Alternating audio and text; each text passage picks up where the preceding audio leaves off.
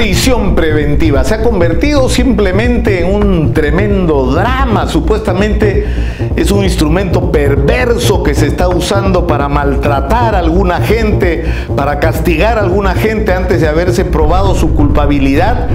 Y lo que hacen es decir mentira tras mentira sobre una situación que no se corresponde en absoluto con la realidad. En el Perú hay, como lo ha recordado el defensor del pueblo Walter Gutiérrez, más de 90.000 presos, y de esos 90.000, aproximadamente el 40%, es decir, 36.000 presos, 36.000 personas, están con prisión preventiva o en una condición en la que todavía no se les sentencia. Es decir, el 40% de los presos peruanos son víctimas de una situación que no debería ocurrir. Es decir, lo lógico sería que la gente esté presa y en un tiempo razonable sea sentenciada y empiece a cumplir su condena. Pero ¿qué es lo que ocurre? Que nuestro sistema judicial está en una profunda crisis, y eso es uno de los resultados de la corrupción que ha habido en el Perú, que no se ha invertido el dinero en lo que tenía que invertirse, como por ejemplo una justicia eficiente. De año a año se patean 1 millón de expedientes, 1 millón de casos que debieron resolverse este año se patean para el otro porque no se terminan de resolver. ¿Por qué? Porque no hay automatización, no hay informatización, no hay modernización en el funcionamiento del aparato de justicia, no hay eficiencia, y eso es un tema que tiene que ver directamente con la falta de recursos. Pero, sin embargo, y eso es un tema del que nadie habla. Es decir, resulta que los señores constructores y sus abogados y los señores políticos y sus abogados descubrieron el horror de la prisión preventiva cuando les toca a ellos. No les importó un comino la situación de 36.000 peruanos que están en la misma condición, que hablemos claro, algunos de ellos están. Porque la prisión preventiva, por ejemplo, en el caso de los constructores, no hay uno solo en la cárcel. Ninguno de los miembros del Club de la Construcción, ninguna de las directivos de las grandes constructoras que están asociadas a Odebrecht, a OAS y a las otras constructoras brasileñas en la red de corrupción, ninguno de ellos tiene prisión preventiva. Algunos de ellos ni siquiera, como el señor José Graña, tienen impedimento de salida del país. Y son muy pocos los exfuncionarios y políticos a los que se les ha aplicado la medida de prisión preventiva. Ahora, ¿qué es la prisión preventiva? Es un mecanismo que se utiliza y que tiene algunos requisitos previos. El primero de ellos, ¿cuál es? Que el cargo que te imputen, es decir, aquel delito que se atribuye, tenga una pena mayor a 4 años. ¿Qué significa esto? Que en el caso de que te encuentren culpable vas a ir a la cárcel. Y vas a ir a la cárcel 4 años. ¿No es cierto que es la pena mínima? Porque si te condenan a menos de 4 años no tienes la prisión, no tienes que cumplir con la prisión. Pero además tiene que haber, en relación a este primer tema, los elementos de convicción suficientes o las evidencias suficientes que permitan suponer o, digamos, tener elementos de convicción de que tú estás involucrado en ese delito. Es decir, que el delito que se cometió recibirá una pena mayor a 4 años y que tú puedes haber estado involucrado en la comisión de ese delito. Esa es la primera condición.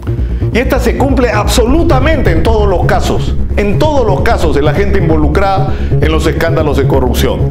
En segundo lugar, otro de los requisitos para la prisión preventiva es que hay el peligro de fuga. Es decir, que tú, al ser descubierto y al ser investigado, lo que haces es te corres. Y te corres, que no es una excepción. Hay un montón de gente que se corrió.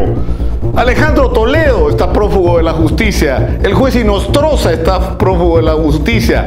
Hay empresarios prófugos de la justicia. El gobernador regional, exgobernador regional, Félix Moreno, está prófugo. Hay montones de gente que están prófuga de la justicia. Y por lo tanto, el protegerse de la fuga es un argumento.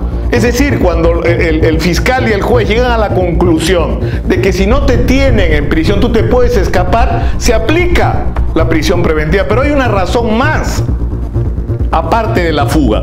El que tu permanencia en libertad significa un riesgo para la investigación, un riesgo para saber la verdad, un riesgo para descubrir quiénes son todos los integrantes y cómo operaban estas redes de corrupción. ¿Y qué es lo que está ocurriendo?